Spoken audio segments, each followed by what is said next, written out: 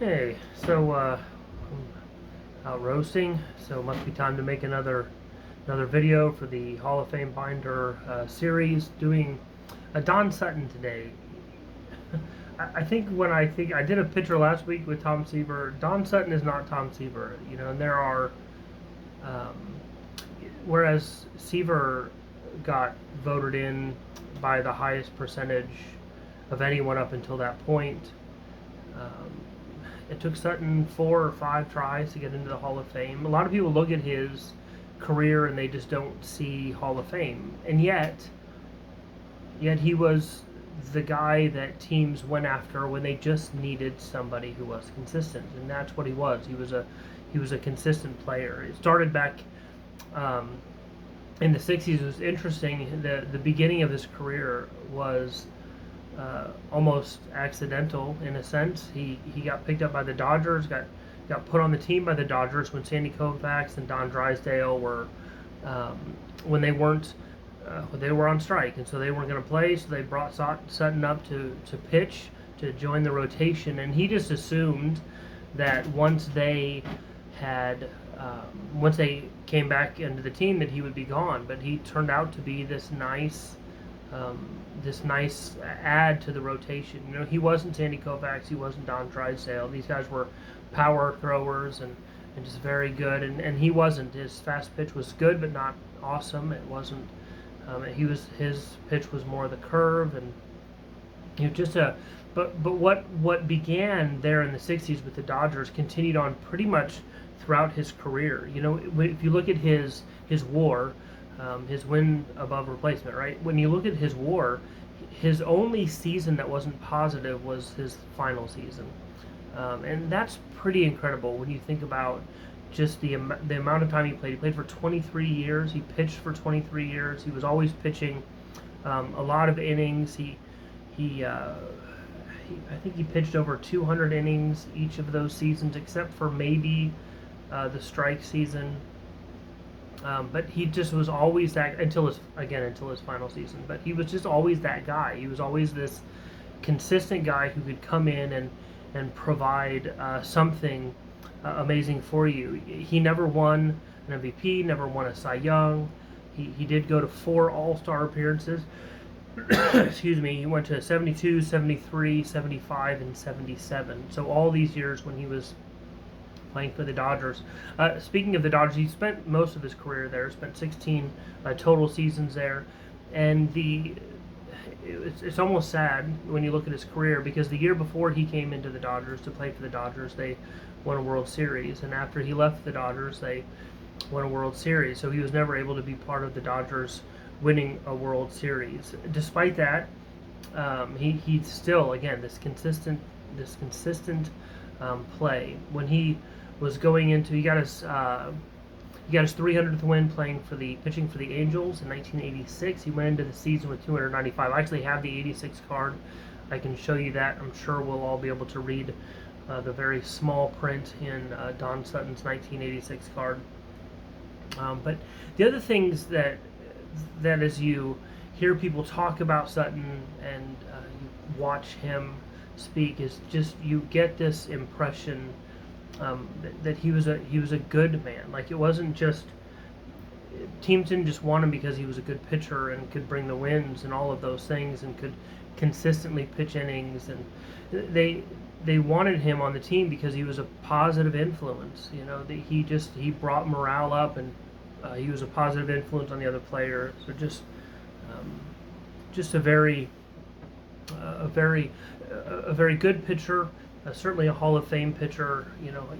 He certainly had a great career. I'm glad that he's in the Hall of Fame, and it's hard when you come to these kinds of players, and I'll just admit that it's hard when you come to these guys that don't have the exciting seasons or the Cy Youngs or the MVPs or those kinds of things, like a lot of the other pitchers in his era did. When you think about the pitchers who were pitching at the same time as him, whether you're talking about Gibson, earlier on in Sutton's career, sort of later, a little bit later in Gibson's career, but then you have Ryan and Seaver and all of these pitchers who were just doing amazing things. And of course, when he came in pitching with Sandy Koufax and Don Drysdale. I don't think I'd want to be the third on that team, or maybe it'd be great to be the third on that team, less pressure. But just so much of his career, it's just this consistently good. No grand things. He did. I think he won one MVP, one All-Star MVP. And so it's not that he didn't impress and do great things. I don't want that to be what I'm putting out here. And maybe if you're a Dodgers fan, or maybe a fan for one of the other teams he played for, he ended up playing for 6 teams total. So the Brewers and the Angels, and I'm not sure who else. But I have a few cards that are from other teams. The majority of the cards that I have of Sutton are with the Dodgers. But as usual, and I'm going to provide a couple links. I'm trying to do this better. I'm going to provide a couple of links in the comments, or in the about section of the video, just providing links to other videos, kind of explaining the Hall of Fame binder. So I'll do that, and then as usual, I'll show the cards that I have. I'll show the cards of Don Sutton that I own currently. And if you think that there's one that I should add that should go into the binder, you can let me know. If you think I should switch it out, I'll let you know which card is currently in the binder. You can say, no, I think you should consider putting this other one in, and just give me the reasons why. I'd love to hear it, love to have those conversations. But anyway, let's look at some cards, and then we'll wrap this up. All right, so I actually have a pretty early card of Sutton. It's the 68 showed here. Shout out to Gannon. Gannon and I both love the 68s. What a great card. Obviously very young in this card. I believe his rookie was in 65. So, and then I have his 77. So this is the year that he won his All-Star MVP. I looked it up before I started recording again, and sure enough, it was this year, the year of 77. This is the card 78. This is the card that I have in my binder currently.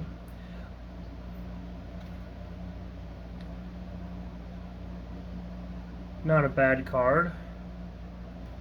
He was the winner of the 1977 All-Star Game, pitched 3 innings, so they gave him that win, I guess.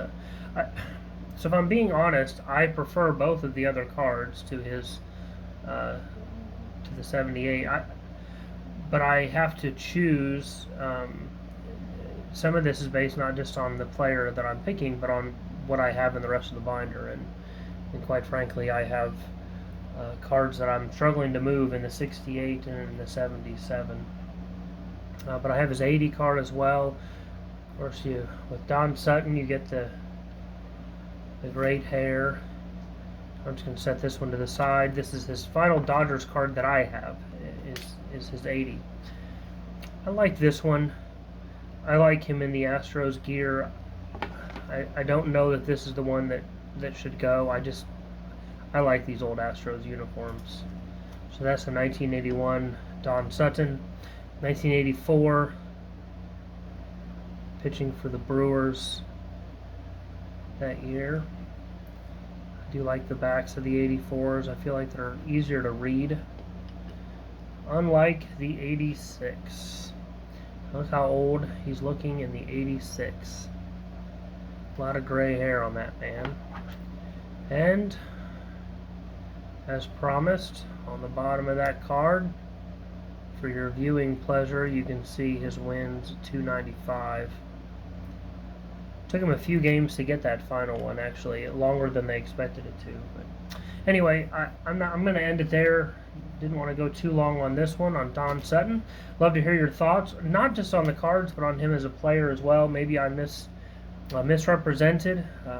Certainly that's possible, but anyway, love to hear your thoughts, and we'll see you on the next one.